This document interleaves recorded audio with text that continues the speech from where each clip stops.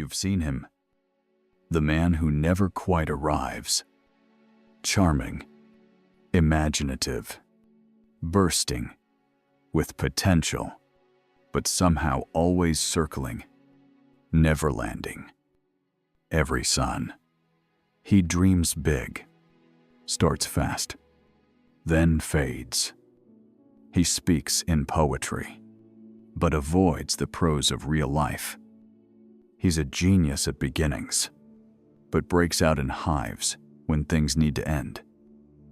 Why do so many brilliant men get stuck in a world overflowing with freedom, endless choices, and identity talk? Why are so many men emotionally frozen? They chase novelty, avoid discomfort, and rename avoidance as freedom. They drift from job to job, relationship to relationship, always chasing, never claiming. He's not immature in the way a teenager is. He's more sophisticated than that. This is not a lack of intelligence. It's a crisis of integration. Something vital was never metabolized. Carl Jung gave this ancient pattern a name, Puer Aeternus, the eternal boy. But he didn't just describe it. He warned us. Because what looks like freedom is often a beautiful kind of trap. If you want to understand the deeper psychology behind human behavior and these strategic patterns, subscribe to this channel so you don't miss analyses like this one. He's magnetic, playful, visionary. The kind of man who talks about ideas like they're living things. He's always building something. A startup. A podcast. A new identity. But the pattern never changes. When things demand form, structure, or follow-through, Ed disappears. He lives in the realm of potential, not because he can't grow, but because staying there feels safer than becoming real. Psychology calls this the Puer Aeternus, Latin for eternal boy. Carl Jung didn't use this term casually. He saw it as an archetype, a deep, psychological imprint that keeps certain men suspended between youth and adulthood, dream and embodiment, possibility and responsibility. The eternal boy resists, limits. He avoids anything that might define him: commitment, time, even success. Because to him, definition feels like death. To choose one path feels like burying every other version of himself. So he stays in motion, not to grow, but to escape. He's not lazy. He's allergic to gravity. Like Icarus, he flies high on wings of inflated imagination, but crashes the moment real life demands friction. You've probably met him. Maybe you've been him. He's the guy who starts YouTube channels, crypto projects, spiritual fasts, but abandons them as soon as they require repetition, discipline, or form. He flirts with mastery, then ghosts it when it asks for commitment. Because mastery demands stillness, and stillness forces confrontation with fear, doubt, inadequacy, and responsibility. Do you know someone whose talent is undeniable, but always unfinished? He writes the first 3 chapters. He makes the demo tape. He builds the landing page. But the follow-through is missing.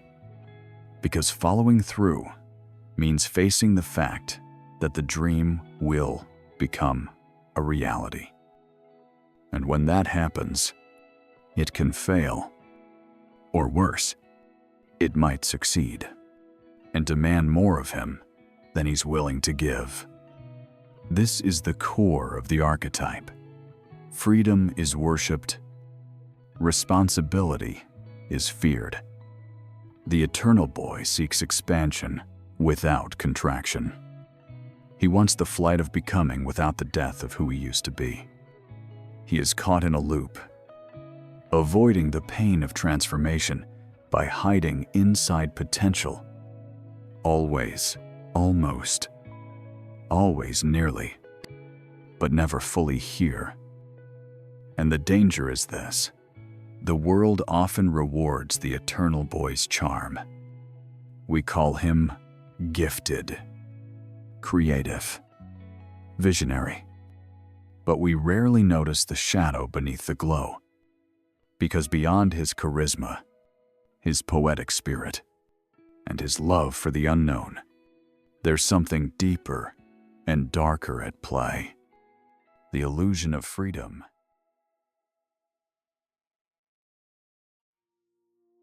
At first glance, he seems free. He moves through life unburdened. No job can contain him. No relationship can pin him down. No schedule, no rules, no clock. But if you look closer, this isn't freedom. It's evasion. Not the freedom of inner sovereignty, but the frantic escape from weight, gravity, and accountability. He calls it living in flow. But real flow requires discipline, structure, presence. This man isn't in flow.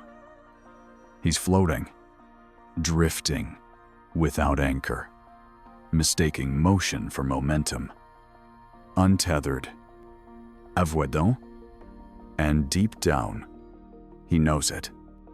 He romanticizes freedom, but what he actually avoids is anchoring, because anchoring means limits, and limits feel like death to the eternal boy. He speaks of spiritual awakening, but uses it as camouflage. This is what psychologists call spiritual bypassing, using elevated language to avoid grounded responsibility. He talks about consciousness, presence, alignment, but doesn't return calls, doesn't pay bills on time, can't follow through on promises. He'll say, "I'm just honoring my energy," but what he's really doing is protecting his comfort. He might journal about the now, but he cannot sit with a spreadsheet.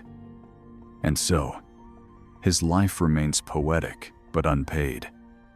He may meditate for hours, but avoid one honest conversation that might require him to change. This isn't awakening. It's running.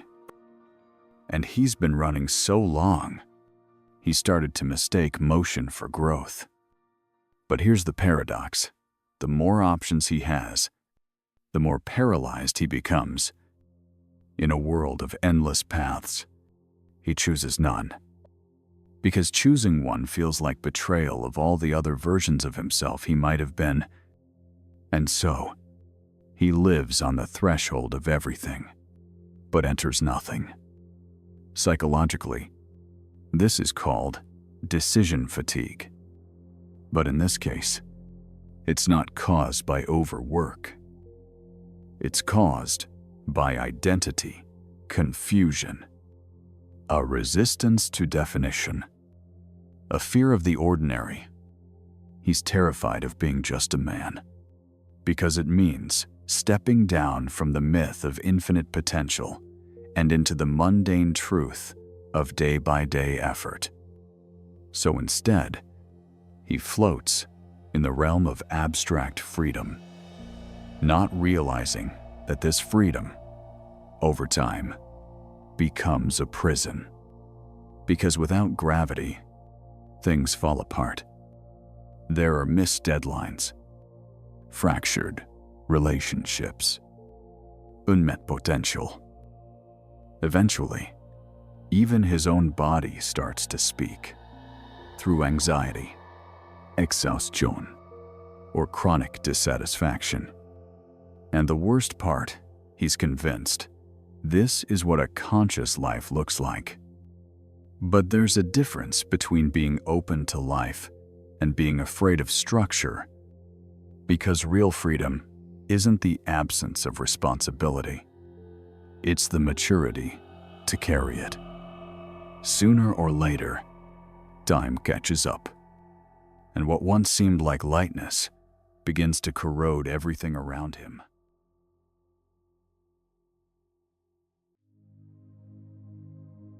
Before we dive into this darker territory, I want to say that if these insights are helping you understand yourself or those around you better, hit subscribe to continue this journey of exploring human psychology with me.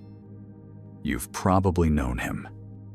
He's 35, talented, magnetic, ideas that light up a room, a presence that draws people in.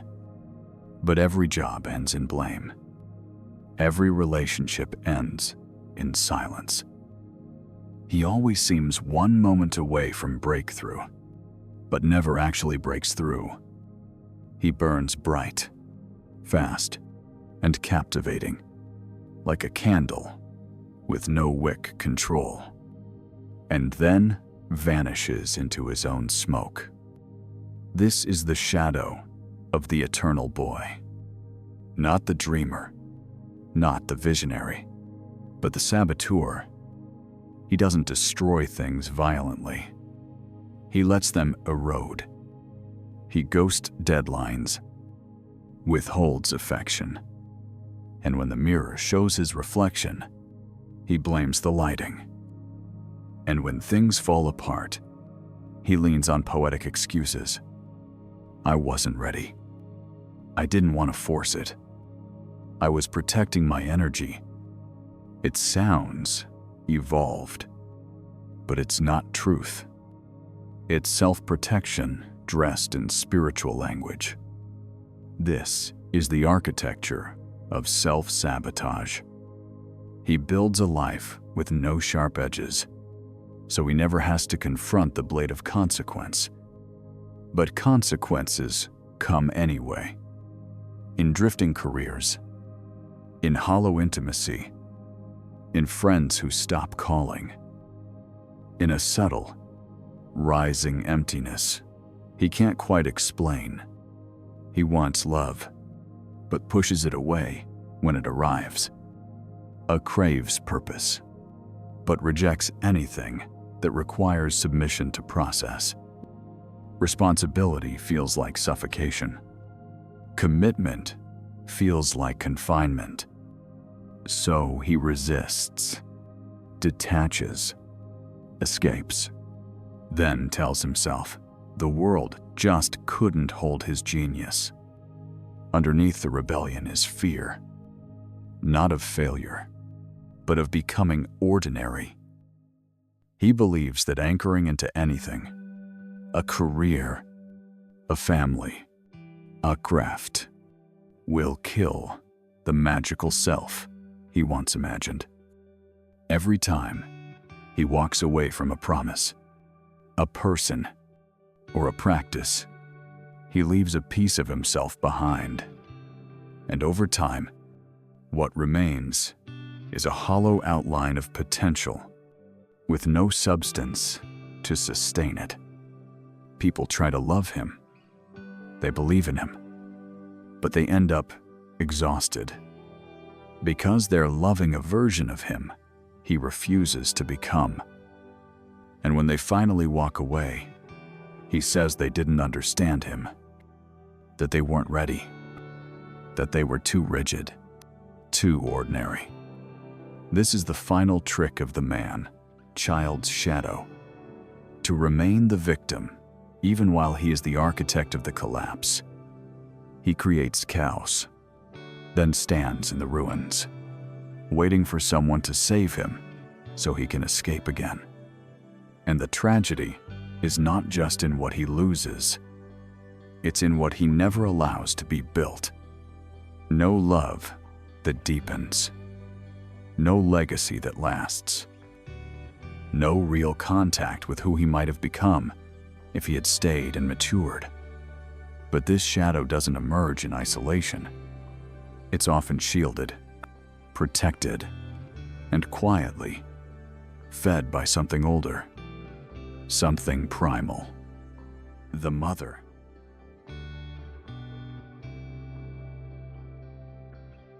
Behind every man trapped in emotional adolescence, there is often an invisible tether to a figure, both nurturing and destructive. Carl Jung called her the devouring mother. This is not just the literal mother.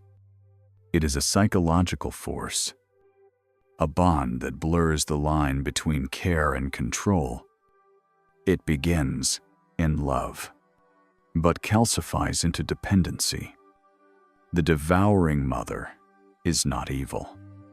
She is overinvested, overprotective, unable to let the boy grow beyond her reach.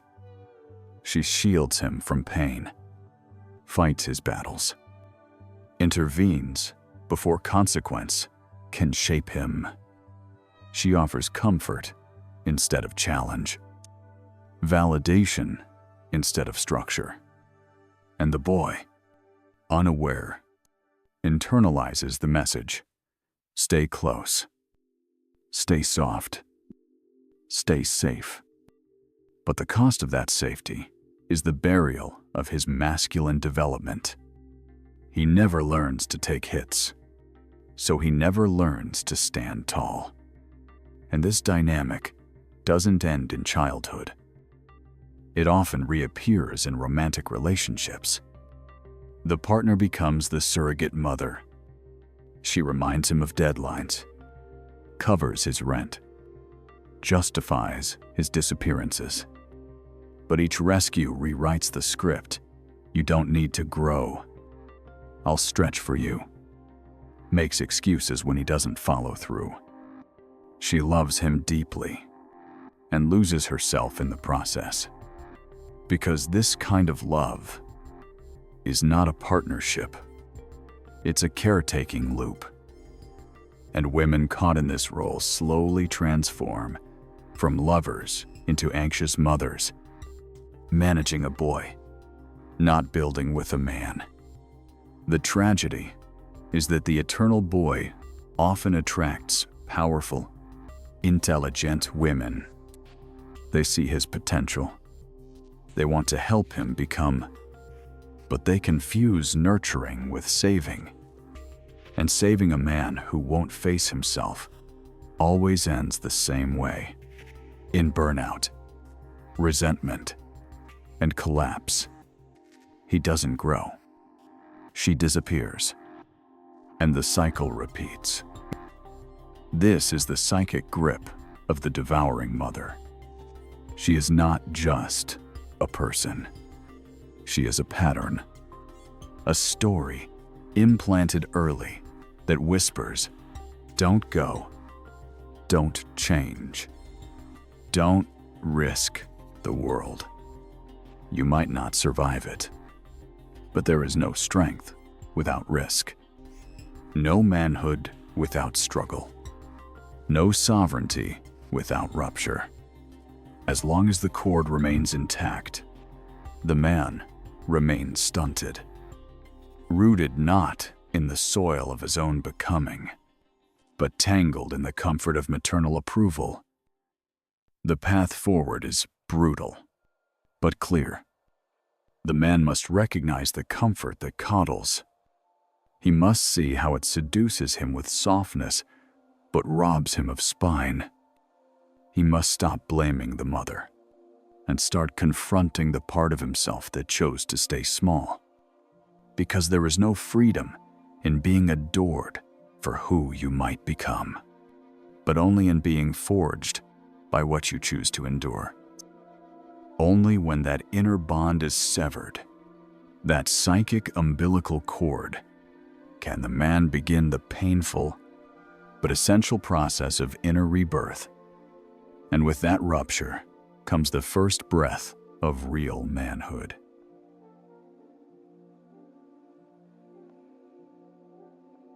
To truly grow, a man must be, not in body, but in psyche, a symbolic death, a funeral for who he once was, so that who he must become can rise. Psychologists call it individuation, the process of integrating the fragmented self. But ancient cultures knew it in a different form: initiation. In tribal rites of passage, a boy was taken from the village, stripped of his comforts, confronted with fear, isolation, and symbolic death. Only after enduring the unknown was he welcomed back, not as a child, but as a man. Today, those rites are gone. We skip the symbolic death, and it shows. Men grow old in years, but remain uninitiated. They cling to boyhood dreams, chasing freedom without responsibility, beauty without depth, and love without sacrifice. But something within them knows that the path forward requires letting go of the very things that once made them feel alive. This death is not dramatic. It's slow, invisible. It happens when a man realizes his charm no longer saves him, that his potential no longer impresses, that no one is coming to crown him. It's the moment he stops blaming and starts owning. The death of the eternal boy is not the end of imagination, or play, or hope. It's the death of entitlement, of waiting, of hiding behind excuses. And it hurts, because grief doesn't just come from losing others. It comes from facing the truth of how long you've betrayed yourself. This is the mourning no one talks about, the silent funeral of your unrealized self. But here's the paradox. You don't kill the boy. You build the man who can protect him, like a knight who guards, not a king who silences.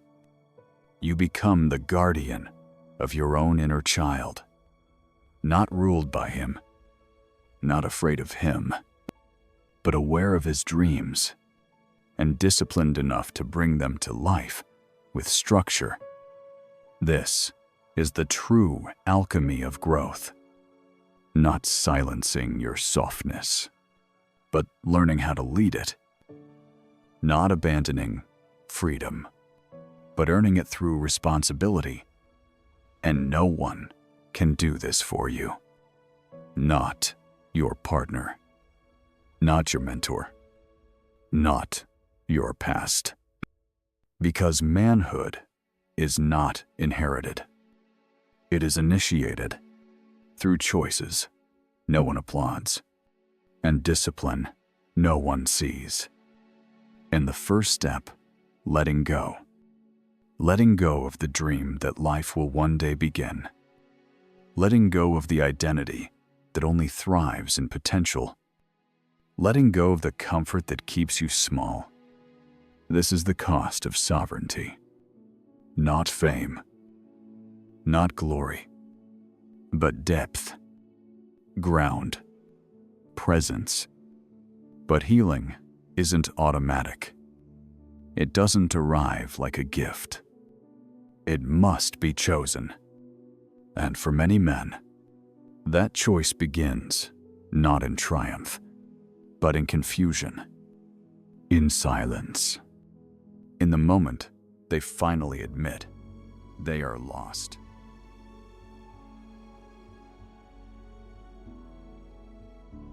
before I share these practical tools. If this video has opened up a new perspective for you on maturity and personal development, subscribe and hit the bell notification so you don't miss upcoming strategic content. Growth doesn't happen in a burst of insight. It begins in tension, in the quiet discomfort of choosing what's hard over what's easy. Individuation, in real life, is not poetic. It's friction. Daily choices that sharpen the soul, not theories that flatter the ego. So, where does the work begin? Not in chasing transformation, but in training your nervous system to hold responsibility without collapse, without escape. Here are 3 tools, practical and powerful, to begin the path back to yourself. Tool 1, shadow journaling. Every time you avoid a responsibility, write it down, not to shame yourself, but to see the pattern. I ignored that email. I said yes when I meant no. I blamed traffic, but I was just late. Bring your avoidance into the light, because what stays hidden stays in control. The journal becomes a mirror, not for guilt, but for awareness. You can't grow out of what you refuse to name. Tool 2, practice uncomfortable honesty. Choose one place in your life where you're hiding the truth. Maybe it's a relationship, a work situation, or even how you speak to yourself. Then, say the thing you're afraid to say, clearly, calmly, without performance. Not to wound, not to confess, but to stop lying to yourself and to others. Maturity is measured not in how much truth you speak, but in how much truth you can hold without needing to run from it. Tool 3, set one sacred commitment, not 5, not 10, just one. Choose something so grounded it fits into your day, but so real it interrupts your comfort. Wake up at the same time. Move your body daily. Keep one promise to someone you care about. Treat it as sacred, because consistency is how the unconscious learns that you are no longer the boy waiting to be saved. You are the man who can build structure around your own soul. And here's the truth: no tool will work unless you do. This path isn't about fixing yourself. It's about forging yourself through tension, disciplina, and truth. Because responsibility is not a punishment. It's not the end of freedom. It is the bridge between chaos and power. The work of maturity isn't about removing struggle. It's about choosing struggle that builds you. And when you choose it, consciously, repeatedly, sacrificially, you don't just leave the eternal boy behind. You become the man who was buried beneath him all along.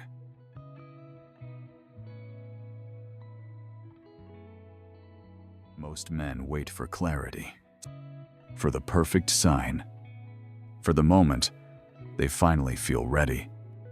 But that moment never comes, because real growth doesn't wait for permission. It demands a decision, even in the fog, especially in the fog. If you're still listening, you already know this.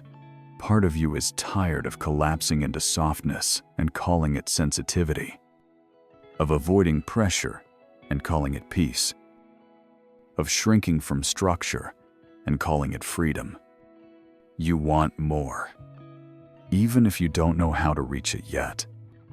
Even if it scares you. That fear is not weakness.